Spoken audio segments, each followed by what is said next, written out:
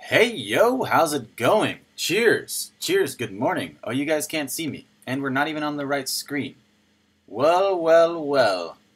There we are, there's that screen. Here's this screen, there's me. Woo! Look at that, look at that. Cheers, cheers, yo, yo, yo, yo. Good morning, good afternoon, good evening, good night. Welcome back to whatever time it is. How are you beautiful people of the interwebs? It's Monday. Monday, time for our Monday crypto run-through. How are we feeling today? How's life? Tell me more. I dropped a video this morning talking about Huobi, Huobi, Huobi, Huobi. Huobi peer-to-peer trading in India.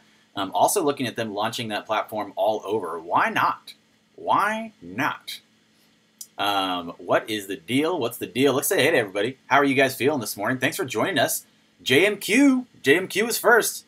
Jake, Sean, Mr. Pace, Dubion, Crypto Gym Rat, Jake. I just said hey to Jake. Great, Pate, Sean, Junkies, Clara B, Mama Lacey, Miyagi, B Snowden, Atlas. What's going on? Bill Gould. Hello, Drizzy Jen. Woo! Good morning. Monday, Double Man Bunday. Man Bunday. You are funny. You're a funny one. Hey yo, what's going on? That's just how it came. That's just how it came today. You know what I mean? That's how it went. Hot coins. TC Crypto already watched it. Already watched the video. Huobi or Hot Coins videos up talking about the Hot Coins platform. You just got your Ledger Nano. Sweet doggy. Sweet doggy. That's awesome. I love it. I love the idea. I love the idea of good news. Sebastian's like, tell us the good news. We need it. We need it. I love this idea. Good news, you say? Where? When? Excellent. You got a ledger. All right. That's very cool. So the market in general, you guys seen the market today? Where is it?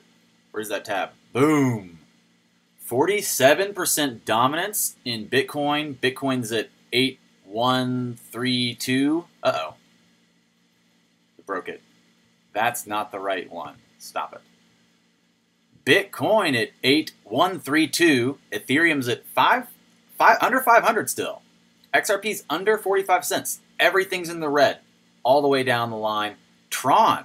Man, that Tron pump and dump was rough, right? I feel like Tron always does that. Like, they're like, we have really big news. It's going to be really good. Everything's great. And then, I don't know if you guys saw their announcement or whatever, but it was not that exciting. And it looks like the coin tanked. Well, 5% lost. No big deal. Not really tanked. We're going to talk about Tron a little bit today. You like the Flat Earth video? Man, that one's. It was a long time to draw that all out, but I appreciate you watching it. I appreciate it. And Clara B, thank you so much for the donation. The morning Monday donation, I appreciate it. It means a lot.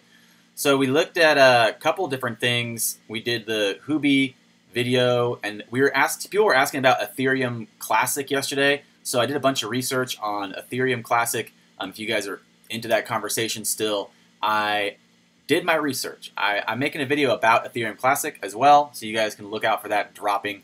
The total crypto market cap sees slight decline, but Bitcoin keeps holding its position. That's where we are in crypto right now. The total market cap has been declining, but Bitcoin's holding position and gaining dominance. Looking at altcoins still not really being supported or respected or appreciated, I could say, as much as they should. No big deal. Justin Sun sheds light on Tron. Virtual machine launches beta version. Honestly, I feel like I don't not like Tron. I do like Tron, but I've seen this happen a bunch of times where they have a big announcement coming. The coin runs up by 10%. The announcement's not that cool. It's not that great, and then it kind of drops off. And looking at that over and over again, knowing that a majority, like 100 wallets, hold 80% of Tron, it's kind of rough. I think that they're definitely making money on all those pumps, so that makes it a pump and dump. But I don't know. I don't know. I don't know. We're gonna look at that. We're gonna look at Tron further, and we're gonna look at another scam that came out, or some exit scam that happened today. So we'll look at that in a second. Justin's son. Ethereum Classic chosen for the first sidechain and cloud experiment. So Ethereum Classic, we were talking about it yesterday. People are speculating Ethereum Classic is going to end up on Coinbase. And I looked at it yesterday. What really happened with the DAO hack and the fork, the hard fork, the soft fork failure, etc., etc. We're doing a video more in detail about that. If you guys want to know more, you can shoot some questions in the comments. But pretty much Ethereum Classic is just a hard fork from Ethereum. They have the exact same chain up until block 1920000. So the Ethereum Classic will host the first trial run of a sidechain and cloud experiment. For this project, the Ethereum Classic development team will be collaborating with OpenStack, an open source infrastructure software. The experiment will be entirely based on the proposal designed by the Ethereum Classic team. The proposal speaks about the problem, the use cases, and solutions. So running through this whole thing, Ethereum Classic was chosen for the first trial run because of the following reasons. The Ethereum blockchain has been inclined towards a proof-of-stake protocol, leaving the preservation of proof-of-work to Ethereum Classic. According to the proposal, proof-of-work is the only mechanism that qualifies for a secure consensus on public blockchains, making it ideal to run the main chain. And we already know that there's a bunch of other blockchain algorithms that we support other than proof-of-work, especially the Ripple consensus protocol. But looking at them touting their proof of work is the reason that they think they're going to be used or adopted. Again, Ethereum Classic has all the same functions that Ethereum does. So it's smart contracts, all those things. It's just the code implemented in the new Ethereum that they basically had a withdraw function for the DAO smart contract to prevent that bad actor from getting away with some of the DAO money. So Bill Gould, you watched it. I was almost going to put this up. I like Tron, and I'm going to do a video about Tron, but this does not look good. Like, this is what they put up yesterday on Tron Foundation.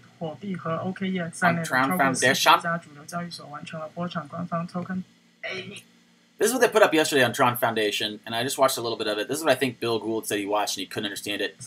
You can't even hear Justin Sun. You can't even hear him. The mic, it's like so soft. More than 40 mainstream exchange, including Binance, Bittrex, Bitfinex, RB or B, and the OKEX has complete. It's hard to watch. It's really hard to watch. Today, the peak number of the single day transaction marked 49. It's very hard to watch. Yes, if that was rough, I agree. It's very rough. This is Justin Sun live. If this is Justin Sun live, they should hire me to do their PR. Like they need a face guy. They need somebody who's gonna like stand in front of the audience and talk. He's not good at that. He's not good at that. He can't even explain what's happening with his own platform. It doesn't sound that enticing. It doesn't sound that exciting. If he can't sell it and he's the founder, that's bad news, right? Bad news. And I know English is probably not his first language. I'm not trying to like ridicule him for his ability to speak English. I'm just saying, like that was a really rough presentation. And if you look at the founders and their integral qualities for their platforms or for their businesses moving forward, the founders are super, super important for a lot of these innovative projects, a lot of innovative companies. The founder is integral to their development and long-term success. So that was really rough. And honestly, just seeing them continually do this where they like something exciting is happening tomorrow and then their announcement is like, I can't even get excited watching this. It's like so hard to watch this. Even if he has the best information ever, I'm falling asleep, dude. Falling asleep. So that's rough, and I think that's what you were talking about, Bill Gould. I saw that too. It's pretty rough. And then thinking about Tron, thinking about EOS. Honestly, thinking about Tron, thinking about EOS, that brings us to Vietnam crypto mining firm CEO allegedly flees with $35 million in investor company funds. So we can see potentially this is one of the big things that's happening in the space over and over again is these bad actors skipping with the funds. They're disappearing with all the funds. And that's not very cool. Honestly, how long were they functioning? How long were they operating? How long were people still investing because they thought it was a sound business up until the CEO just disappeared with all their money? So he even sent out like a Facebook post saying, "Don't worry, come back to the office, and we'll get you all your returns sorted out." By the time everyone got to their office, they basically realized it was gone. There was no signs, it was closed, no one's there, etc., etc. So this is potentially like a big thing that just broke. The firm's 600 miners were basically housed in a separate facility in a neighboring district, and they were also taken away by people who were claiming to be maintenance workers. So they put together a board dedicated to assisting investors who lost money, as well as assessing the extent of the losses. And this is kind of like what you can see. The reality, the issue is for a lot of projects, for a lot of space, is that you have a lot of people possibly making exit strategies. Like how long will they make it work before they decide to give up and just bounce with all the money? And potentially that's dangerous. That's potentially really dangerous. You can see yesterday I said, like all these companies look really good because none of them are in debt, right? Every single one of these looks really good compared to like a lot of modern companies because they're not in debt and they're developing a standing product. But you can see that there's a threshold, or there's like a pivot or a tipping point where they might realize, as the founder and CEO, they might realize like this isn't working, this is not going to happen, and I need to bounce with any money I have left. And that's the danger for a lot of these spaces. There's, again, no regulation. There's no regulatory compliance for their space, for the system. So looking at EOS, multi-billion-dollar project, asking people to build out dApps, asking people to take part of their ecosystem, and all of a sudden they decide one day, like, we're bouncing, and there's nothing you can do about it because there's no regulations to prevent, there's no laws around this. So that's potentially dangerous. And you can see that happening with EOS or Tron. As much as I like them both, and as much as I do hold both of them, there's never a guarantee until you have that money in hand, until you've sold those coins or bought something with them. There's no guarantees. And so that's kind of rough to look at this right here. The CEO of Vietnamese cryptocurrency mining firm, Sky Mining, had disappeared. And this is kind of what I think people thought might happen with Hashflare. Hashflare turned off their contracts. People were yelling scam. People were like, oh, it's the next BitConnect. People saying that Hashflare is the next BitConnect is possibly one of the most foolish things ever. BitConnect is literally a straight-up Ponzi scheme. Straight-up foolish Ponzi scheme with affiliate links. And honestly, BitConnect's a horrible, horrible, malicious, bad actor in the space. I wasn't sure about Hashflare when they turned off their contracts. I said they might turn them back on if the price came back up, and they did. They turned them back on when the price came back up. I'm not going to say that Hashflare is the best or anything. I'm just going to point out that you really don't know. As much as you like any of these companies that have a reputable digital footprint, until they come through with some of these products or until you have the return in hand, there's no guarantee. That's why people always say never invest more than you can afford to lose. And that's potentially why you can see this is dangerous. The CEO skipped with $35 million. He bounced out the door, and he just told people, don't worry, everything's going to be fine. We're going to file bankruptcy, and you'll get your money back. And then they went to find him, and he was gone. So the board reported this to the police. They showed the evidence that said, look, we don't even know what happened. We're victims too. And basically they filed reports to the police saying, we need help finding this guy. This debacle comes 3 months after the collapse of a major Ponzi scheme that engulfed the Vietnamese consumers who invested in 2 pseudo initial coin offerings, basically like Apollo. That's the problem is these facade ICOs. These facade ICOs are so damaging, so damaging. And you can see the more money they put into their marketing and ads, the more money they're dumping into those, the more it kind of seems like, I don't know. I agree that there's a certain amount of marketing that everyone probably needs to have, but looking at the reality that we're still experiencing a lot of these hacks, a lot of these issues with companies closing down, CEOs disappearing with the money, etc., etc. And that's potentially something to think about looking at any project down the list. That's the difference too about some of the main coins like Bitcoin. We're not worried about Satoshi disappearing because he was never here. He's already gone. There's just interesting dynamics for each project. So each project's so unique and has its own unique dynamic, and you have to worry about the team and the founder and the use case and the product and the market they're in, the region that they're launching their market in.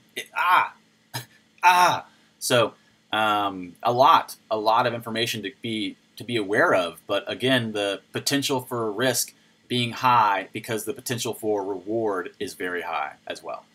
The title of today's video, 6 tools used by hackers to steal cryptocurrency. Since it's Monday, and since it's kind of a lull, and there's some news that we're going to drop later that's kind of actually pretty big news, and it's not even in the title of the video. It's just for you guys that come because you love it, you come because you care, and you didn't click on it for the hype. You're just here because you care about it. You're going to get the real news. It's right after this.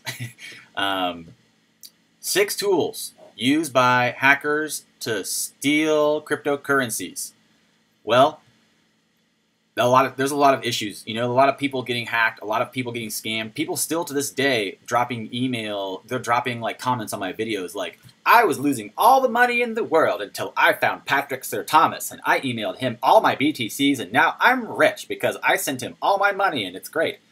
That potentially is never going to happen. No one's going to email you rando and be like, yo dude, I'm going to help you make a bunch of money. Send me all your BTCs. I promise it'll be real good. I still see those comments show up on my videos. So that's a problem. There's still people getting scammed out there from airdrop scams, etc., etc. So what are these issues? What are these issues? And when you're building, someone just said they just got their Nano. Awesome, congratulations. If you haven't gotten your Nano, get your Nano. It's in the links are in the description.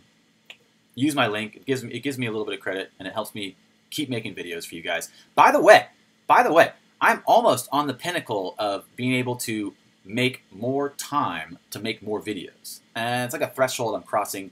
It's nice. It's very exciting. And this morning, my better half and I were talking about how fortunate we are and how likely we'd be more inclined in the next few months to start traveling more. So we're looking at traveling more, teaching more, being out around the world more, and I want to kind of get around the world to some of these markets and start conversations with some crypto enthusiasts in other countries. And so let's look at this. The foundation of your safety, the foundation of your cryptocurrencies is safety, protecting your funds, protecting your wallet. So let's check this out. Most often targeted by cryptocurrency-related attacks. So this is a cool little graph, right? You got four huge areas of error. The threat of hacking attacks in this type has been predicted by Kaspersky Lab as early as November. I think I jumped in the middle of the article.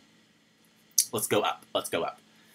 In early July, it was reported that Bleeping Computer detected suspicious activity target at defrauding 2.3 million Bitcoin wallets, which they found to be under threat of being hacked. The attackers used malware known as clipboard hijackers, which operates in the clipboard and can potentially replace the copied wallet address with one of the attackers. Interesting. So looking at them to basically have manipulation of a notepad to where you paste in a wallet address to send money, and then it just copies and switches it to their address. Interesting.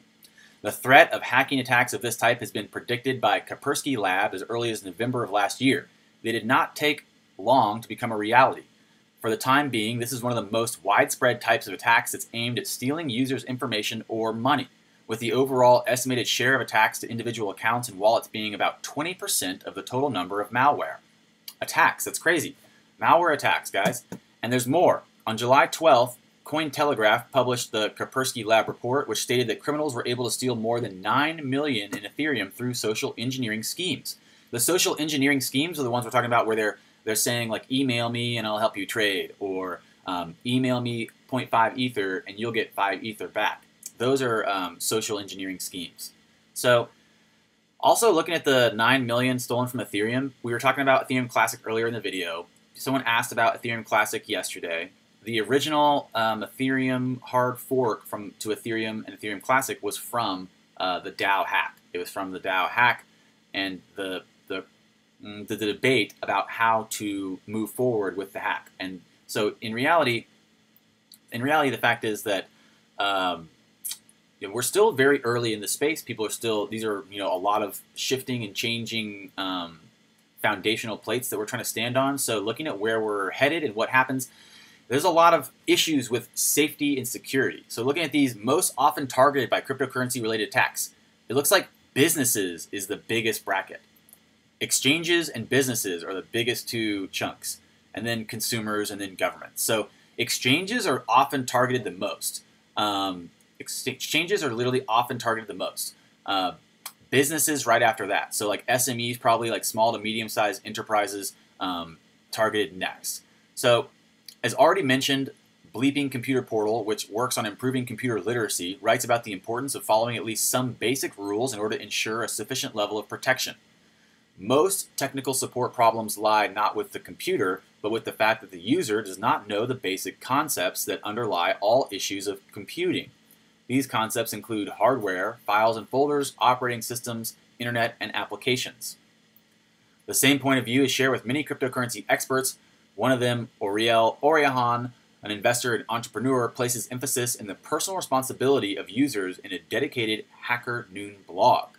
You are in control of your own assets, but the price to pay is that you are in charge of your own security. And since most people are not security experts, they are very much often exposed without knowing it. I'm always amazed to see how many people, even tech-savvy ones, don't take basic security measures. Another way of saying this is, you don't know what you don't know, and you never will. Ponder that for a moment, my young Zen friends. Ponder that. Yes, you don't know what you don't know. That's why the person who knows he doesn't know knows infinitely more than the person who thinks he does know.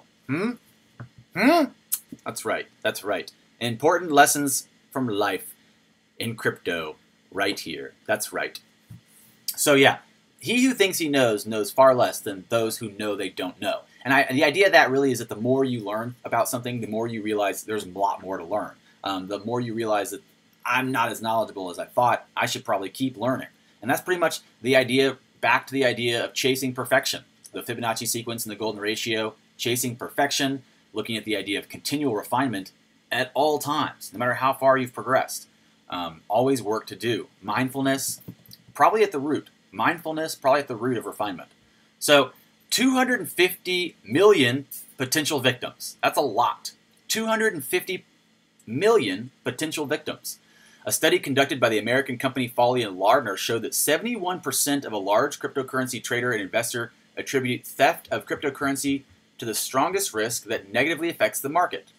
So for each of the following items, the indicated level of risk you think it poses to the viability and growth of the cryptocurrency industry. You can see that chart down there below. And it's pretty in-depth, pretty detailed. So the reality is that we need to be careful, but honestly, a lot of hacks don't happen necessarily on our level. Like, well, they do. They do happen, on an individual level, but most of them happening on business and exchange levels. Attackers do sometimes target individuals, but not as often.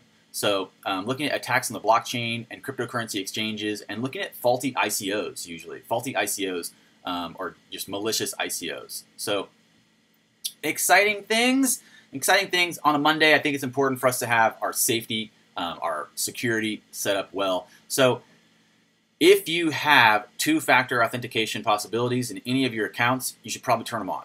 I've heard people in the past be like, don't turn on two-factor authentication because if your phone goes down and you break your phone, then it's really hard to get into your account. Yeah, don't break your phone then. Don't break your phone then, okay? It's real simple. Don't break your phone. Plus, you've probably got a bunch of money on your phone. You don't want to have to deal with that. You probably have a bunch of apps that have cryptocurrency in your phone by now. So yeah, two-factor authentication is very important. Always turn on your two-factor authentication. Always be really careful about where you store your passwords and where you write things down and who you share your holdings with, who you share that with. So very important stuff. Johnny Depp backs Ripple. I hope Johnny Depp backs Ripple. I heard that he's considered for that role. I heard that he's being considered for that role. Visit Chicago. Okay. All right, I'll come to Chicago. I want to go to Japan. If your brother-in-law is going to Japan, that's cool. I want to go to Japan too. What up, what up, what up? How's it going? I never made a paper wallet video. You know what? Experimenter, you're right. I did not make that video yet. That's true. Yet. Buy a Harley Davidson. Harley Davidson. Harley Davidson, I will. I actually took a motorcycle safety class with my lady friend. We both did, actually, when she got a scooter. And so we have taken the motorcycle safety class. I could ride a motorcycle. I think that was me yesterday. I was told that when the ETF gets approved for Ether, that would include Ethereum Classic because it was the original. Have you heard anything about that? Wow, that's actually a really great question. Laxthor, thank you so much. I have not heard anything about that, but that's definitely something I'm going to include in my Ethereum Classic video now that you've mentioned it. I owe you. Cheers. Thank you. So yeah, that'd be really interesting to look at exchange-traded trade funds being launched on Ethereum Classic because of them being launched on Ethereum. Again, Ethereum and Ethereum Classic are the exact same blockchain up until block 1,920,000. Whoa, what's up? How's it going? Hey, XRP Grind, what's in the house? Yo. I'm your new guru. Have you ever seen that Tony Robbins, I Am Not Your Guru? It's a pretty funny documentary on Netflix. I am not your guru. There's this funny fictional author, Tom Robbins. I really like him. He has this. There's a fictional character inside of one of his books that is. He's like this crazy Zen wizard that lives in the mountains, and everybody wants him to be their guru. But as soon as they try to come be his student, he like turns them away, or he like insults them, or he pisses them off, or he tries to agitate them so that they don't want to be his student. It reminds me of Krishnamurti. You guys know who Krishnamurti is? He wrote in the 1970s. He wrote the book Freedom from the Known, and he wrote a book, and people loved it. And they tried to go and make him a guru. They were like, "Oh, you're our new guru," and he's like, "No, I don't want none of that." He's like, "You guys go find somebody else." And I thought that was really funny. Krishnamurti denying his guruship. Funny stuff.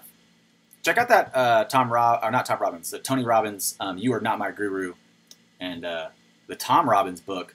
I think Jitterbug Perfume, I think, is the one that has that guy in it. Yo, what's up? Chicago's cool. Who lives in Austin other than the nerd and myself? That's not fair. I've asked you to come up to Ithaca months ago. Come to California. How about start a second job? Are you starting a second job, Wi-Fly? That sounds cool, man. Get a second job. I have 4 jobs, so join the club. Maybe get a second job, Wi-Fly. Japan takes a lot of money. I believe it. I believe it. You like Denver? You think Denver's cool? I have some friends in Denver. I keep telling them I'm going to come visit them. So here we are, safety and security. Looking at that, how to protect yourself. Possibly one of the other big things to come out today is banks don't really want to use blockchain.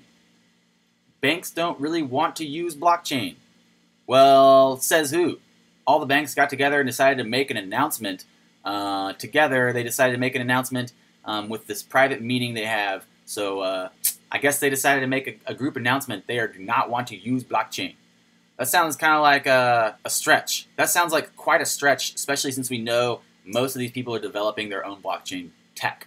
I don't even know. I don't know what this means. Let's look at this. Actually, this I think relates to the next article, which is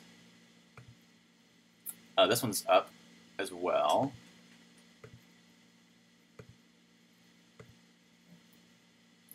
IBM and FX Giant team up to launch blockchain app store for banks.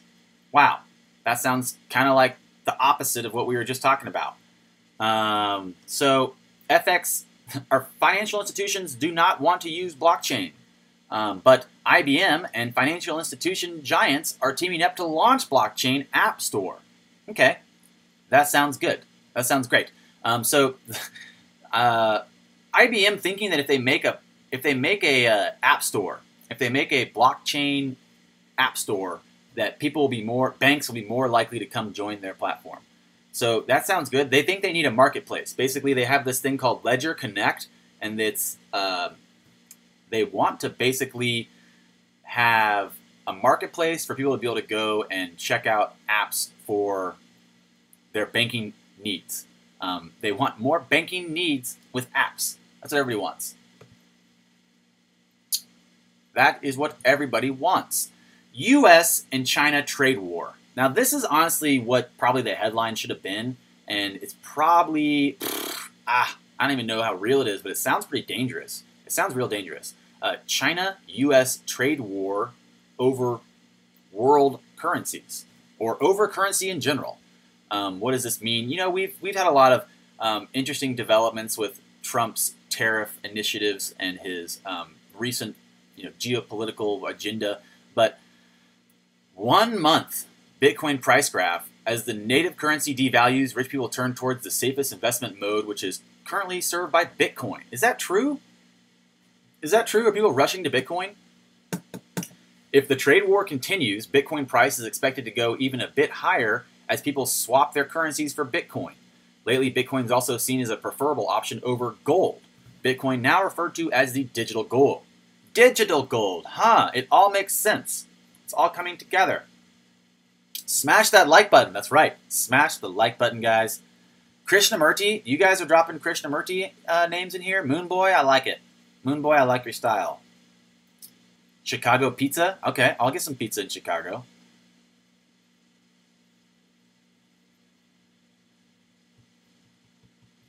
Krishnamurti's king.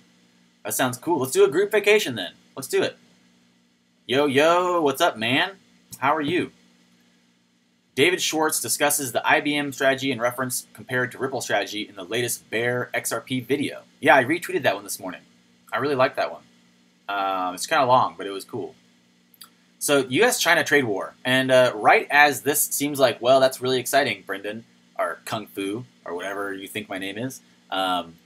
You're like, that sounds real exciting, Kungfu. Why do I care about that? That seems like it doesn't relate to crypto at all. And then, where is it? Then China says, we're going to make our own currency. It's going to be bigger than Bitcoin. This is where things get interesting. We've got China saying they're going to make their own cryptocurrency, and they're going to block out cryptocurrencies. So I made some calls like last live stream or 2 live streams ago about China probably blocking out privacy coins, I didn't think they'd block out all coins. And them trying to launch their own cryptocurrency, they have not said anything about who it'll be with, what it's on, how it runs, they've said nothing. They've said literally nothing. And potentially that, I don't know. Like I've said in the past that I think a lot of people are going to be launching digital currencies on XRP, kind of like ICOs on XRP, but not ICOs, just like ERC20s, I guess. And so I think possibly that's still happening, and this might be just like the last false flag run. The next few months will be a few more false flag runs like this. But in reality, what if I'm wrong? What if I'm wrong? And what if no one wants to launch currencies on top of XRP? What if they want to build their own? What happens if China wants to build their own currency and block out all the others? What happens if the United States wants to do the same thing? If the United States does that, I would say they probably would pick XRP because Ripple Labs is in California. But I'm not really sure. No one really knows. Would there be an eventual trade war? Would there be an eventual currency war between China and between the West? Who picks what side? What coin are they using? It starts to look like a longer war considering different options. Well, one, people might start to agree that we need the ILP and we might need a standard of payments, and they might launch their own centralized digital currencies on top of XRP Ledger because the XRP Ledger was built that way. Well, XRP Ledger was built to hold all these functions inside of it, and even outside of XRP Ledger using Codius, launching additional functions if they need to in smart contracts. And so looking at this, it starts to make me wonder where is the possibility that's going to head this way? Looking for the signals and to understand is China going to go their own route and they're going to try to block out all these other currencies? What tech are they going to use? What are they going to launch on? Will it be a cryptocurrency we can partake in? Will it be shut out for the rest of the world, etc.? And then also, does that create a currency war? Does that create a currency war between the powers that be? At the same time, are they already in the room pre-G20 talking about the ILP, talking about XRP, talking about launching centralized digital currencies on top of a standard of payments? Are they already in those discussions? And this is just a false flag. This is just a gray area. Again, looking at the news, most media is very reactive. Most media, unfortunately, I don't think even knows how to look and analyze the information, let alone make inquiries as to outcome. So in reality, the possibility that everything is still exactly as we thought it was, everything is exactly on point to arrive at this ILP launch, XRP-based currency for other centralized nation-state currencies. And so I don't know. It's interesting to look at this. They didn't say what they're going to build it on. They didn't say what they're going to do other than that they're looking at doing it. They said that they want to block out other currencies, and no one's seen what no one's seen what's really happening with any nation-state doing this. No one's done this yet, except for Venezuela, who decided to do the petrodollar, and everyone was like, that looks horrible, stay away from it. So it hasn't gone well. And in fact, looking at the bottom of the article, they talk about how the reality is, at some point, you have to realize that it's unlikely that any government-backed cryptocurrency, it's right here, would kill off Bitcoin. Mainly because it can't. It might kill off some of the smaller altcoins, and those smaller altcoins will have a tougher time. But looking at the idea that it's unlikely that any government-backed cryptocurrency could or would kill off Bitcoin or other large cryptos. And in reality, the idea is something kind of paradoxical because they're opposing each other. Most people in crypto think they want to be free of government minders. And in reality, if we understand the paradox, we can see that we're never going to be, even referencing Krishnamurti's Freedom from the Known, which we just referenced earlier, and Moonboy is aware of his work, referencing Krishnamurti's Freedom from the Known, in that book, he says, you are not free from something. You do not have freedom from something, only opposition to it. So if you think you're free of government control, you are only running to its opposition, which might be something you also want to be free of. So you don't really know. Freedom is a concept, not a permanent state. So it's interesting to look at this. It's interesting to look at these things and think where would we be? where will we be in 5 years? Like, what coins can we invest in? I was talking to a friend yesterday. I actually put up a Facebook post, which I never do. I never say anything about crypto on Facebook, but I put up a Facebook post, and I was like, yo, crypto, something, questions, ask me questions. And somebody was like, blah, blah, blah, they're going to shut it down. And I talked to someone else, like, in real life. I talked to someone face to face in real life, and I was like, something, something crypto, and they were like, yeah, they're going to shut it down. And I used the argument that I've heard like other people use in the space, you know, like you can't outlaw cars because criminals use them, right? You can't outlaw, you know, currency because criminals use them. And in fact, the black markets of today with cash, there's actually more space for malicious bad actors in cash than there is in any digital currency. So looking again at the long reality that XRP is way more transparent than cash. You know, like any of these cryptos are way more transparent than cash. So it's interesting. There's a lot of things to look at. There's a lot of things to look at here. Again, looking at the likelihood that this has all been orchestrated from the beginning, that this has been a long planned out change, a long planned out event in my mind. So that's about all we're going to do. We're under an hour. We're under an hour. We ran through most of the news. We're going to cover this one in greater detail in another video, and we'll do some other breakdowns. We're doing the Ethereum Classic video as well. But unless you guys have any questions or have anything exciting, that's about all we're going to do. This is also out today. Ripple released new advice for XRP investors. This is just like a must-read list. So this is a book list that they've put out, and it's basically like if you're really into this, if you're really into crypto, if you're really into talking about Byzantine fault tolerance or the Byzantine general solution, etc., etc. This is Ripple's, and it's on their Twitter, and I'll retweet it after this. This is a book selection of theirs that they suggest. Basically, they're suggesting jump in and read some of these books if you really want to start to break apart these concepts and have a discussion with, like if you're going to go to a Ripple meetup and you end up talking with David Schwartz, don't you want to be able to like at least be able to perceive the things he says? Whenever I watch interviews with those guys, I'm always like, I like watch it a couple times. I'll just watch it a couple times, and often I'll have like my dictionary there, my thesaurus or whatever, just like looking at things, looking up the words, looking at the reality, trying to understand concepts. If that's something you're into, these books are suggested by Ripple. So that's probably a pretty strong book list, if you know what I mean. So what do you guys got for questions? What's popping out in the news today? Anything crazy? How you guys feeling about Tron? How you guys feeling about the U.S. trade war? How you guys feeling about the China initiates possibilities for their currency that they say they're going to launch, but we have no news about it. No news. Tebow, thank you. New World Order. Mark of the Phoenix. Hail the Phoenix. Bling. Thank you so much. I appreciate it. It means a lot, man. Ripple wouldn't invest in having a location there if it wasn't business. Spread the Standard Sean a few minutes ago dropped that Ripple has a headquarters in China. In case you guys didn't know that, Ripple has a headquarter in China. He's saying coincidence, question mark, question mark, question mark. Man said, I know of a prediction where it's China will balkanize into 3. I could believe that. I could see that happening.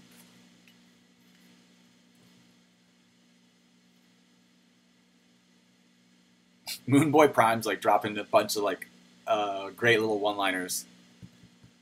Observer is the observed.